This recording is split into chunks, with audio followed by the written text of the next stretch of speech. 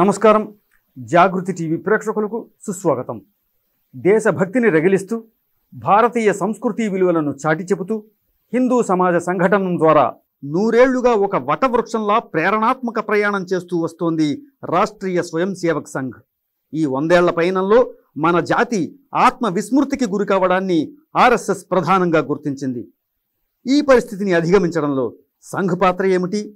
ఈనాటి సంఘ కార్య శతాబ్ది వేడుకల లక్ష్యమేంటి? ఈ అంశాన్ని మనకు వివరించేందుకు ఆర్ఎస్ఎస్ సహక్షేత్ర సంఘచాలక్, విద్యాభారతి సంస్థ అఖిల భారత ఉపాధ్యక్షులు శ్రీ దూసి రామకృష్ణ గారు మనతో ఉన్నారు. వారిని అడిగి మరిన్ని వివరాలు తెలుసుకుందాం. నమస్కారం రామకృష్ణ గారు. జాగృతి ప్రేక్షకుల తరపున మీకు సుస్వాగతం అండి. నమస్కారం. భారతీయ ఏకత్వం, హిందూ సమాజ సంఘటన లక్ష్యంగా ఏర్పాటైనటువంటి రాష్ట్రీయ స్వయం సేవక్ సంఘ్ 100 ఏళ్ల మైలురాయిని చేరుకున్నటువంటి పవిత్ర ఘట్టం మనం ఈరోజు చూస్తున్నాం. ఈ పవిత్రమైనటువంటి నేపథ్యాన్ని, ఈ సందర్భాన్ని మీరు ఎలా భావిస్తున్నారు? ఒక వ్యక్తి జీవితంలో షష్ఠి పూర్తి అనేటువంటిది ఒక మహాపండగ. అట్లానే ఒక సంస్థ జీవితంలో 100 సంవత్సరాలు అనేటువంటిది ఒక చారిత్రాత్మకమైనటువంటి ఘట్టం.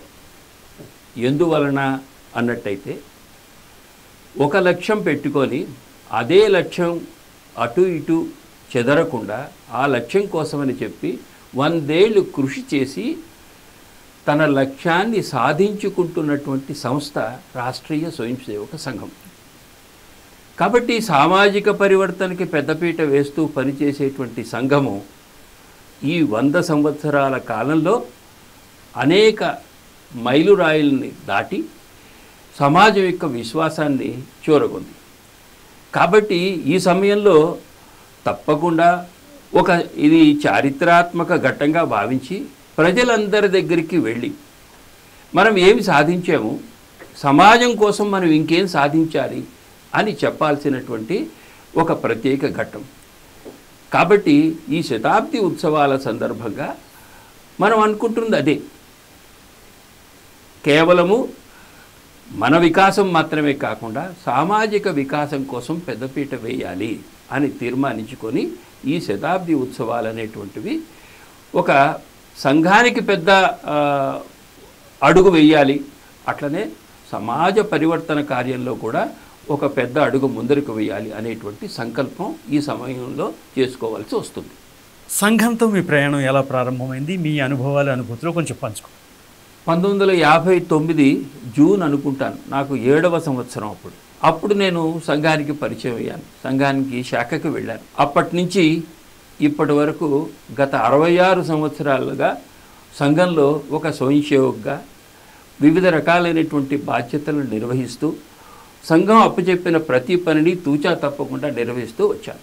అయితే ఈ 66 సంవత్సరాల నా అనుబంధం సంఘంతో కనుక చూసుకున్నట్టయితే 3-4 విషయాలు దృష్టికి తీసుకురావాల్సి వస్తుంది. నేను సంఘంలో చేరేటప్పటికీ అప్పుడుండే పరిస్థితులు ఏమిటంటే సంఘానికి అనుకూలంగా లేవు. సంఘం మీద అనేక నిందా ఆరోపణలు చేస్తూ పబ్బం గడిపేటువంటి ప్రభుత్వం ఆ రోజుల్లో ఉంది. కాబట్టి ప్రభుత్వానికి భయపడి సంఘానికి చేయూత ఇవ్వటానికి భయపడినటువంటి ప్రజలు, వారి మధ్య పని చేయాల్సినటువంటి మనందరి యొక్క పరిస్థితి, స్వయం సేవకులందరి యొక్క పరిస్థితి, అది ఒక పెద్ద సవాలు. అయినప్పటికీ మా పెద్దలు, ప్రచారకులు, అలాగే పెద్ద కార్యకర్తలు అందరి యొక్క మార్గదర్శనంలో ఏమాత్రం వెనుక తీయకుండా కష్టపడి పనిచేసే స్వభావాన్ని మాకు అలవాటు చేశారు. మాకు కావాల్సిన శిక్షణని అన్ని స్థాయిలో ఇవ్వటం ప్రారంభించారు. కాబట్టి చెక్కు చెదరని లక్ష్యాన్ని మా మనసులో నింపేందుకు ప్రయత్నం చేశారు. ఆ తర్వాత ఉండేటువంటి ఒక విషాద ఘట్టం ఏదైతే ఉన్నదో 1975లో వచ్చినటువంటి ఎమర్జెన్సీ సంఘం పైన విధించినటువంటి నిషేధం. ఆ కాలఖండం అతి చీకటి కాలఖండం. ఆ సమయంలో పోస్ట్ గ్రాడ్యుయేషన్ పూర్తి చేసుకొని సంఘం కోసం అని చెప్పి పూర్తి సమయం కార్యకర్తగా పనిచేస్తున్న రోజులవి. కాబట్టి ఒకవేళగా అజ్ఞాతంగా ఉంటూ ప్రజాస్వామ్య పునరుద్ధరణ కోసం అని చెప్పి ఆ మొత్తము ఎమర్జెన్సీ కాలం అంతా కూడా పనిచేసాం. ఆ సమయంలో అనేక రకాలైనటువంటి బాధలు. తిండికి లేక, ఆశ్రయం లేక, ఒక పక్క ప్రభుత్వం మామూలుగా నిషేధించిన కారణంగా వచ్చినటువంటి ఇబ్బందులు, పోలీసుల యొక్క ఆగడాలు, వీటన్నిటిని తట్టుకొని అసలు గడపగలుగుతామా అనేటువంటి ఒక సంకట స్థితి నుంచి 19 నెలల పాటు చాలా కష్టపడి బయటికి రాగలిసాం. అయితే అదృష్టం ఏంటంటే ఎమర్జెన్సీ అయిపోయిన తర్వాత మనం సాధించినటువంటి ప్రజాస్వామ్య పునరుద్ధరణ ఉద్యమం ఏదైతే ఉందో దాంట్లో విజయం సాధించేటటువంటి ఒక తృప్తి ఉన్నది. ఆ తర్వాత సంఘానికి అనుకూలమైనటువంటి కొంత వాతావరణం ఏర్పడింది. ఆ సమయంలో పనిచేసాము, సంఘం బాగా పెరిగింది. ఆ తర్వాత మళ్ళీ ఇంకొక 10 సంవత్సరాలు పోయిన తర్వాత మళ్ళీ 92లో ఎప్పుడైతే అక్కడ బాబరీ కట్టడం కింద పడిపోయిందో అప్పుడు వచ్చినటువంటి చిన్న నిషేధం. అయితే ఆ సమయంలో కూడా రెట్టించిన ఉత్సాహంతో పనిచేసిన కారణంగా ఆనందం ఏమిటంటే మరింత కష్టపడి పనిచేసిన కారణంగా సంఘం పెరిగింది. అయితే గత 10 సంవత్సరాల కాలంలో సంఘానికి ఎంత స్వీకార్యత పెరిగిందో చెప్పలేము. అంటే కెమిస్ట్రీలో ఒక టైట్రేషన్ ప్రాసెస్ అని ఉంటుంది. ఆ ప్రాసెస్ తర్వాత ఒక్కసారిగా మార్పు సాధ్యమవుతుంది. ఈ 10 సంవత్సరాల్లో సంఘము మొత్తము ప్రజల యొక్క విశ్వాసాన్ని పొందింది, ప్రజల యొక్క నమ్మకాన్ని పొందగలిగింది. సమాజంలో ఉండేటువంటి సమస్యలన్నీ సంఘమే సాధించగలదు అనేటువంటి ఒక విశ్వాసాన్ని పాదుకొల్పింది. ఇవన్నీ చూస్తే నా వ్యక్తిగతంగా ఈ 66 సంవత్సరాల జీవితంలో ఒక రకమైన సంతృప్తితో ఇంకా పనిచేయాలనేటువంటి సంకల్పం బలపడుతుంది. మన జాతి ఆత్మవిస్మృతిలో పడిన వేళ డాక్టర్జీ సంఘాన్ని స్థాపించారు. తర్వాత 2వ సర్సంఘ్ చాలక్జీ అయినటువంటి గురూజీ వారి ప్రేరణతోటి సంఘాన్ని విస్తరించుకోవడం కూడా జరిగింది. వీరిద్దరి స్ఫూర్తితో ఈ రోజున ఆత్మవిస్మృతి పరిస్థితిని అధిగమిస్తూ ఈ సమాజం నాది అనేటువంటి ఐక్యతను మనం చూస్తున్నాం. ఈ క్రమంలో మనకి ఇందుకు కారణం సంఘమేనన్నటువంటి భావన కూడా ప్రజల్లో బలపడుతోంది. దీన్ని ఈ 100 ఏళ్ల కాలంలో ఏ విధంగా మనం సాధించగలిగాం? ఈ 100 ఏళ్ల కాలంలో సమాజం ఎప్పుడూ చూడనటువంటి మార్పుల్ని చూడగలిసింది. ఒక విధంగా చూస్తే దేశ ప్రజలలో దేశభక్తి నింపినటువంటి ఘనత సంఘానిది అని చెప్పాలి. కాబట్టి నిద్రాణమైనటువంటి దేశభక్తిని జాగృతి చేసింది సంఘం. అయితే ఆత్మవిస్మృతి నిజమే, ఆత్మవిస్మృతి వెంటనే తొలగిపోయేది కాదు. తాము మరిచిపోయిన సమాజంలో మొట్టమొదట చేసినటువంటిది దేశభక్తి జాగరణ. కాబట్టి అనేక ఘటనలు కనుక చూసుకున్నట్టయితే ప్రజలు తమ యొక్క దేశభక్తిని వ్యక్తపరుస్తూ వచ్చారు. ఇది సంఘం సాధించిన విజయంగానే నేను భావిస్తున్నాను. అట్లనే ఇంకొకటి కూడా ఉంది. హిందూ సంఘటన అసంభవం అని మొత్తం అందరూ తీర్మానించిన వేళ హిందూ సంఘటన సంభవమే అని నిరూపించింది సంఘం. ఎందువల్ల హిందూ సమాజం ఎదుర్కొంటున్న అనేక సమస్యలకి సమాధానం సంఘటనలో ఉంది అని మెల్లగా సమాజం నమ్మటం ప్రారంభించింది. ఇది కూడా సంఘం యొక్క కాంట్రిబ్యూషన్ అని నా భావన. ఇక 3వది, సంఘ స్వయం సేవకులు వివిధ రంగాల్లోకి వెళ్ళి పనిచేయడం ప్రారంభించారు. జాతీయ భావాల్ని ఆయా రంగాల్లో నింపేటువంటి ప్రయత్నం చేశారు. ఉదాహరణ, ఈ పరాయి పాలనలో భారతీయ చింతన నుంచి సమాజం దూరం అయిపోయింది. కాబట్టి భారతీయ చింతనని నింపడం కోసం అని చెప్పి చేసిన ప్రయత్నం ఏదైతే ఉన్నదో సంఘము గొప్పది. సంఘంగా చేయలే. సంఘ స్వయం సేవకులు ఎవరైతే ఉన్నారో వాళ్ళు వివిధ క్షేత్రాలకు వెళ్ళి ఆయా రంగాల్లో జాతీయ భావాలను నింపుతూ, స్ఫూర్తి నింపుతూ సమాజంలో ఉండేటువంటి వ్యవస్థల్లో మార్పు రావాల్సిన ఆవశ్యకతను గుర్తింపజేసేటట్టు చేశారు. ఉదాహరణ, నేను విద్యారంగంలో పనిచేస్తున్నాను. విద్యారంగంలో మార్పు కోసం పనిచేసేటువంటివి 6 సంస్థలు ఉన్నాయి. ఈ 6 సంస్థలు సంఘ స్వయం సేవకుల ప్రేరణతో ప్రారంభింపబడినవి.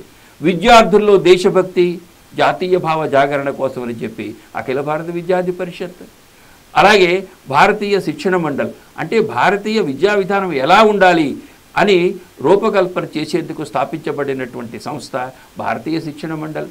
అలాగే ఆచార్యులు లేదంటే శిక్షకులు లేదా అనేటువంటి టీచర్స్లో జాతీయ భావాలు నింపి వాళ్ళు తమ కర్తవ్యాన్ని సరిగా నిర్వహించడానికి శైక్షిక మహాసంఘ పేరుతో ఇక్కడ ఉపాధ్యాయ సంఘం అని అంటాము. ఆ విధంగా అది. ఆ తర్వాత విద్యాభారతి. అసలు ఇన్ని వేల సంస్థలు విద్యా సంస్థలు నడుపుతూ సుమారు 24,128 విద్యా సంస్థలు నడుస్తున్నాయి. ఇవి ఒక మోడల్స్గా సమాజం ముందర స్థాపించి విద్యా ఆలయం అంటే ఎలా ఉండాలి అని నిరూపించేందుకు విద్యాభారతి ప్రయత్నం చేస్తుంటే, సంస్కృత భారతి మన దేశం యొక్క సంస్కృతి యొక్క తాళం అంతా సంస్కృతంలో ఉంది కాబట్టి సంస్కృతం ప్రచారం ద్వారా ఆ విధంగా సంస్కృత భారతి. ఇంకొక శిక్షా సంస్కృతి ఉత్తాన్యాస్ అనేటువంటిది ఏదైతే ఉందో, శిక్ష అంటే విద్య, అలాగే సంస్కృతి, ఈ రెండింటిని పునరుద్ధరించడం కోసం చెప్పి ఒక ట్రస్ట్. ఈ 6 సంస్థలు కలిపి విద్యా వ్యవస్థలో మార్పు కోసం. అలాగే ఈ దేశం యొక్క 2 గుణాలు ఉన్నాయి, సేవ, పరిత్యాగం అనేటువంటి. వివేకానందులు వారు ఈ 2 ఐడియల్స్ చెప్పారు. అవి జాగృతం చేయడం కోసం సేవా సంస్థలు, ఆరోగ్య భారతి, సేవా భారతి, నేషనల్ మెడికోస్ ఆర్గనైజేషను, అట్లనే మామూలుగా అనేక రకాలైనటువంటి 6 సంస్థలు దానికోసం. అట్లాగా 36 సంస్థలు జాతీయ భావాన్ని నింపి వ్యవస్థల్లో మార్పు తీసుకురావడం కోసం ప్రయత్నం చేస్తున్నాయి. ఇది స్వయం సేవకుల యొక్క యోగదానంగానే నేను భావిస్తున్నాను. అట్లనే సమాజంలో ఉండేటువంటి సజ్జన శక్తిని అంతటే కూడా కలుపుకొని ముందరికి వెళ్ళాలి. కేవలము వాళ్ళందరూ కూడా ఏమి చెయ్యాలో తెలియనటువంటి స్థితిలో ఉంటే సంఘం వాళ్ళందరికీ కూడా నేతృత్వం ప్రదానం చేసి మీరే అగ్రశ్రులుగా ఉండండి, మీరే ముందు నుండి సమాజాన్ని నడిపించండి అని సజ్జన శక్తిని ప్రేరేపించి సమాజం ముందర నిలిపి వాళ్ళ నేతృత్వంలో పనిచేయటం కోసం సంఘం ప్రేరేపించింది. ఇవన్నీ సంఘం సాధించినటువంటి విజయాలని నా యొక్క నమ్మకం. సంఘ శతాబ్దోత్సవాన్ని 2025 విజయదశమి నుంచి 2026 విజయదశమి వరకు జరపాలని నిర్ణయించడం జరిగింది కదండి. ఈ ఉత్సవాలు సంస్థ బలోపేతం కోసమా, సమాజ పరివర్తన కోసమా? సమాజ పరివర్తన కోసమైనట్లయితే ఆ కార్యాచరణ ఎటువంటిదో కాస్త మీ మాటల్లో వివరించండి. 2 రకాలైనటువంటి మాటలు చెప్పాలి ఇక్కడ. ఈ శతాబ్ది ఉత్సవాలలో ఒకటి సంఘ కార్య విస్తరణ, సంఘ కార్య దృఢీకరణ. ఇది ఒక లక్ష్యం. దీనికంటే పరమ లక్ష్యం ఏమిటంటే సమాజ పరివర్తన. ఎందుకు? సమాజ పరివర్తన జరగనిదే మొత్తము ప్రపంచంలో భారతదేశానికి వచ్చినటువంటి గుర్తింపు మరింతగా పెరగదు. విశ్వగురువుగా ఉండినటువంటి భారతదేశము మరలా తమ యొక్క స్థానాన్ని సంపాదించలేదు.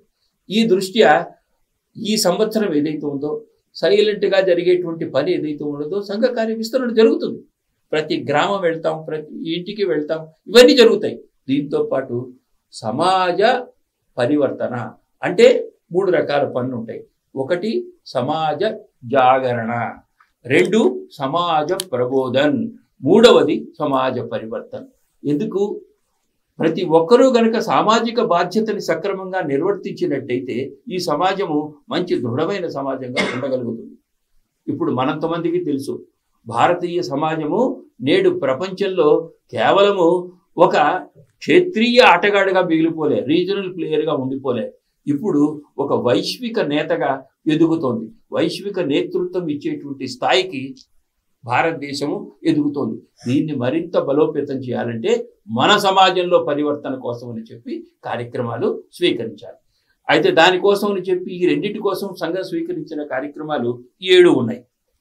మొట్టమొదటిది ఏదైతే ఉన్నదో ఈ విజయదశమి ఏదైతే ఉందో సంఘం పుట్టినరోజు పండగ.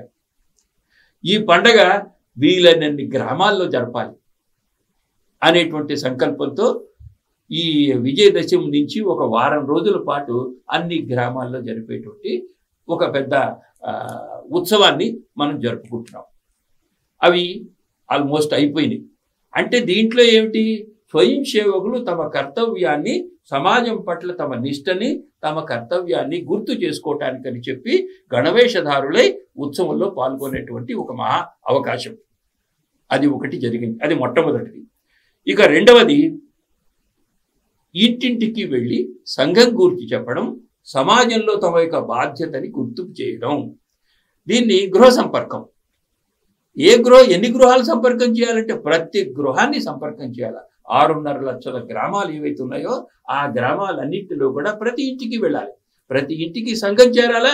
ప్రతి ఇంటికి వెళ్ళి ఆ వ్యక్తి యొక్క సామాజిక బాధ్యతని, social responsibility, individual social responsibility, దాంతోపాటు ఫ్యామిలీ సోషల్ రెస్పాన్సిబిలిటీ, కౌటుంబిక సామాజిక బాధ్యత. అట్లనే మూడవది ఇన్స్టిట్యూషనల్ సోషల్ రెస్పాన్సిబిలిటీ, తాము ఏ సంస్థలో పనిచేస్తారో దాని మూలకంగా. అట్లనే ఆర్గనైజేషనల్ సోషల్ రెస్పాన్సిబిలిటీ, వీటన్నిటిని గుర్తు చేయడం అనేటువంటిది సంఘం పెట్టుకుంది. కాబట్టి ఈ గృహ సంపర్కం అనేటువంటిది రెండవ కార్యక్రమం. మూడవ కార్యక్రమం హిందూ సమ్మేళనాలు. మనము ఇంట్లో ఉన్నంత కాలమే మనము మన కులము ఇవన్నీ గుర్తు రావాలి. ఒకసారి గడప దాటేవనుకోండి మనకు గుర్తు రావాల్సింది మనంతమంది హిందువుల వరకు. కాబట్టి ఒక్కసారి హిందువులందరూ కలిసి తమ సమాజం ముందర ఉండేటువంటి సవాళ్ళని తెలుసుకొని వాటి పరిష్కారానికి కలెక్టివ్గా, సామూహికంగా, కొలాబరేటివ్ ఎఫర్ట్తో చేయడం కోసం అని చెప్పి ప్రయత్నం చేయటం. కాబట్టి ఈ సమ్మేళనాలు ఏవైతే ఉన్నాయో అవి ఆల్మోస్ట్ ప్రతి గ్రామంలో జరుగుతాయి. అవి పెద్ద ఎత్తున జరుగుతాయి. సమాజంలో ఉండేటువంటి అందరి యొక్క భాగస్వామ్యంతో జరగాలనేటువంటిది. కాబట్టి దీని ద్వారా జరిగేటువంటి పని ఏమిటంటే సమాజ జాగరణ, సమాజ ప్రబోధన, అలాగే సామాజిక పరివర్తనకి ప్రతి ఒక్క హిందువు ఉద్యుక్తుడవటం వీటి ద్వారా జరుగుతుంది. ఇది మూడవ కార్యక్రమం. ఇక నాలుగవ కార్యక్రమం ఏదైతుందో సమాజంలో ఉండేటువంటి మేధావులు, ఇంటలెక్చువల్స్, ఎకడమియా, అట్లనే మామూలుగా ఇంటెలిజెన్షియా, దాంతోపాటు మీడియా, ఇట్లా పెద్దలు ఎవరైతే ఉన్నారో they are all opinion makers of the society. కాబట్టి వాళ్ళందరినీ కలిపి వాళ్ళలో అంటే ఈ సమాజం ఎదుర్కొంటున్న సమస్యలు చర్చించి ఈ సమస్యల పరిష్కారానికి ఎవరూ కారు, మనమే పూనుకోవాలి అని చెప్పి వాళ్ళందరినీ ఉద్యుక్తులను చేసి ఒక విధంగా చెప్పుకోవాలంటే ఇది సజ్జన శక్తి జాగరణలో ఒక భాగం. ఎందుకంటే వీళ్ళు మాత్రమే సమాజం యొక్క దిశను దశను మార్చగలుగుతారు. ఈ దృష్ట్యా ఆ కార్యక్రమాలన్నీ జరుగుతాయి. తర్వాత సద్భావన బయటకులు. అంటే కులం అనేటువంటిది ఈ దేశంలో ఉంది, మతం అనేటువంటిది ఉంది, సాంప్రదాయాలు ఉన్నాయి.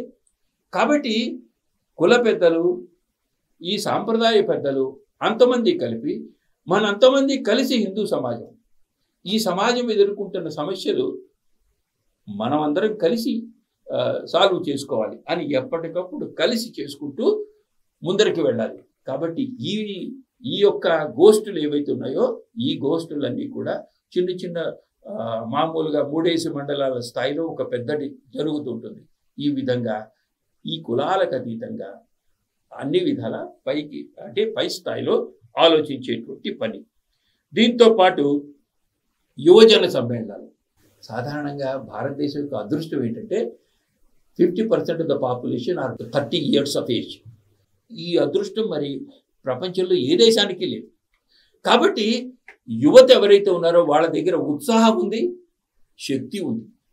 ఈ ఉత్సాహము శక్తి కలిసినట్టయితే they are to be better utilised. వాళ్ళలో దేశభక్తి, అనుశాసనము కనుక నింపినట్టయితే, సామాజిక బాధ్యత వాళ్ళు గుర్తెరిగినట్టయితే వాళ్ళు దేశం యొక్క గతినే మార్చేస్తారు. కాబట్టి అటువంటి యువజన సమ్మేళనాలు అన్ని ఏరియాస్లో జరగటం కోసం అని చెప్పి ఇంకొక ప్రయత్నం. అంటే మన ఉద్దేశంలో ఏమిటి, youth are less used, but ఒక విధంగా చెప్పుకోవాలంటే they are to be better used, they are to be better directed. ఆ విధమైన ఉద్దేశంతో మనం చేస్తున్నాము. చివరికి ఆఖరికి ఏంటంటే ఎన్నెన్ని గ్రామాలు కాంటాక్ట్ చేసామో అన్ని గ్రామాల్లో కూడా సంఘ శాఖలు జరగాలి అనేటువంటిది 7th ప్రోగ్రాం. కాబట్టి ఈ విధంగా 7 పాయింట్ ప్రోగ్రాం ఏదైతే ఉంటుందో దాంతో ఈ యొక్క సంవత్సరం మన కార్యక్రమాలన్నీ జరుగుతున్నాయి. ఈ కార్యక్రమాలకి సమాజం నుంచి ఎలాంటి స్పందన వస్తుందండి? ఇప్పుడు విజయదశమి ఉత్సవాలు జరిపాం. ఈ విజయదశమి ఉత్సవాలు కనుక చూసుకున్నట్టయితే తెలంగాణ ప్రాంతంలో 4456 ఉత్సవాలు జరిగినాయి. అంటే ఆల్మోస్ట్ ఎన్ని గ్రామాలు ఉన్నాయో అన్ని గ్రామాల దగ్గర ఉత్సవాలు జరిగినాయి. ఆంధ్ర ప్రాంతంలో కనుక చూసుకున్నట్టయితే సుమారు అక్కడ 13,000 గ్రామాలు ఉన్నాయి. 10,663 గ్రామాల నుంచి ఇప్పటికి రిపోర్ట్ వచ్చింది జరిగినట్టు. ఇంకా లెక్క వేసుకున్నట్టయితే ఒక 11,000 గ్రామాల్లో జరుగుతుందని. కాబట్టి మొట్టమొదటి కార్యక్రమానికి అద్భుతమైనటువంటి స్పందన ఉన్నది. కాబట్టి ఇంకొకటి కూడా ఉన్నది, కార్యక్రమం ఏదైతే ఉందో స్వయం సేవకులను ఉద్దేశించి చేసినటువంటిది. మిగిలిన కార్యక్రమాలు సమాజాన్ని ఇన్వాల్వ్ చేస్తూ చేసేటువంటిది. తప్పకుండా ఇప్పుడున్న స్పందన కనుక చూసినట్లయితే అన్ని చిన్న చిన్న గ్రామాల్లో జరిగిన దాంట్లో కూడా వందలాది మంది పాల్గొంటున్నారు. మనం పిలవకపోయినప్పటికీ ప్రజలు వచ్చి ఏమిటి సంఘం ఏం చెప్తుందా అని వింటున్నారు. మన ఉత్సవంలో ఆడవాళ్ళు, నేను సాయంకాలం ఒక ఉత్సవంలో పాల్గొన్నాను. ఒక చిన్న గ్రామం, మెట్ట మీద పాలెవని చిన్న గ్రామం. ఆ గ్రామంలో మొత్తం మహిళలు వచ్చిన వాళ్ళ సంఖ్య 126. ఆశ్చర్యం అనిపించింది. అక్కడ పాల్గొన్న స్వయంసేవకులు ఎవరైతే ఉన్నారో వాళ్ళు ఒక 156 మంది ఉన్నారు. వీళ్ళ సంఖ్య అంటే ఎవరు పిలవలే, గ్రామంలో ఉన్నవాళ్ళందరూ తరలి వచ్చారు. కాబట్టి ఈ రకంగా స్పందనైతే అత్యద్భుతంగా ఉంటుంది. ఈ సంవత్సరం పొడుగుతా జరిగిన కార్యక్రమాల మూలకంగా సమాజంలో పెద్ద చర్నింగ్ జరుగుతుంది అనేటువంటిది నా యొక్క ఉద్దేశం. సంఘ కార్య శతాబ్ది సందర్భంగా సమాజానికి, ప్రత్యేకించి యువతరానికి మీరిచ్చే సందేశం ఏమిటి? సమాజంలో మార్పుకి మనం కటిబద్ధలం అయి ఉన్నాము అనేటువంటి సంకల్పం ఏదైతే ఉందో ప్రతి యువకుడిలో రావాలి, ప్రతి పౌరుడిలో రావాలి అనేటువంటిది మన యొక్క సంకల్పం. దానికోసం అని చెప్పి మనం ప్రయత్నం చేస్తాం. అయితే సమాజంలో మార్పుకి అనేక బిందువులు ఉన్నాయి. There are many points, but all are not to be taken at a time. అందువల్ల ఈసారి 5 బిందువుల్లో మాత్రమే తీసుకున్నాం మనం. మొట్టమొదటిది ఏదైతే ఉన్నదో అది కుటుంబ ప్రబోధన్. మిగిలిన దేశాల సంగతి వేరు. మన దేశంలో building black of the society is కుటుంబము, ఫ్యామిలీ. అన్నిటినీ కూడా కుటుంబంతో కలుపుకుంటాం. కుటుంబం అనేటువంటిది సంస్కారాలు ఇచ్చే కేంద్రం. కుటుంబం అనేటువంటిది సాధారణంగా ఒక వ్యక్తిని వికసింపజేసేటువంటి కేంద్రము. కానీ ఇప్పుడు ఉండేటువంటి పరిస్థితుల్లో కుటుంబ వ్యవస్థ చిన్న బలహీనపడిన కారణంగా కుటుంబంలో అందరూ కూడా కలిసి ఆలోచించాలి. సంస్కారాలు ఇచ్చే వ్యవస్థ పునరుద్ధరింపబడాలి. ఆ కుటుంబాలన్నీ కలవాలి. కుటుంబ శక్తిని వాళ్ళు నిరూపించుకోవాలి. ఇక్కడ ప్రతిదీ కూడా కుటుంబంతోనే జతపరుస్తారు. సౌర కుటుంబం అంటాము, లేదా మామూలుగా చెట్లు ఉన్నట్టయితే ఈ కుటుంబం అంటాం. మన జంతువులు కూడా మన కుటుంబంలో పెట్టుకొని ఇదంతా కూడా మా కుటుంబమే అని భావించేటువంటి సాంప్రదాయం. అది ఒకటి. రెండవది సామాజిక సమరసత. That was missing in our society. Social harmony అది ఇక్కడ ఉండేది. ఎప్పుడూ అది ఉంది కాబట్టే ఒక సమాజంగా ఇక్కడ పెద్ద అంటే ఖ్యాతితో వర్ధిల్లినటువంటి సమాజం. కానీ దానికోసం అని చెప్పి ఇప్పుడు ప్రయత్నం చేస్తున్నాం మనం. ఎట్లా ప్రయత్నం చేయాలా? నీకు ఏదైతే ఉన్నదో అందరం ఒకటే అనేటువంటి భావన. ఆ భావన ఎట్లాగొస్తుంది అన్నట్టయితే, ఒకటి, మనము నీటి స్రోతస్సు ఏదైతే ఉన్నదో అందరికీ ఒకటే. అలాగే శ్మశానము అందరికీ ఒకటే. మన దగ్గర ఎక్కడా కూడా అంటరానితనం అనేటువంటిది లేదు. కాబట్టి దేవాలయాల్లో అందరికీ ప్రవేశము. కాబట్టి we should raise above the caste. కులాలకు అతీతంగా పెరిగి అందరం ఒకటి అనేటువంటి భావన వచ్చిన రోజున ఇంకా ఏ రకమైనటువంటిది అయితే ఈ భావన ఇప్పుడు లేదా అన్నట్టయితే ఇంటలెక్చువల్స్లో వచ్చింది. కానీ సామాన్య ప్రజానైకంలో ఇంకా రావాలి. ఇంకా అంటరానితనం అనేటువంటిది కొంతమేర ఉంది. అది పోవాలనేటువంటిది మన యొక్క ఉద్దేశము. కాబట్టి ఇది సామాజిక సమరసత.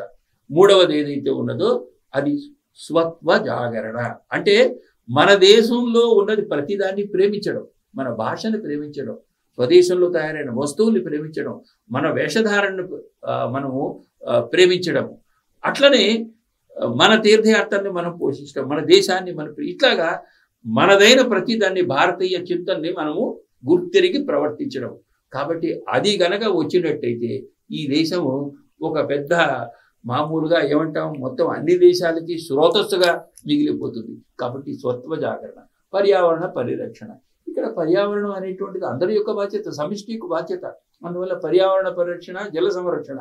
మన దేశంలో global problems and Indian solutions అని కనుక చెప్తాం మనం. ఎందువల్ల చెప్తామంటే పర్యావరణ సమస్య ఉంది అనుకున్నట్టయితే మన దగ్గర పృథ్వీ సూక్తం ఉంది అథర్వ వేదంలో.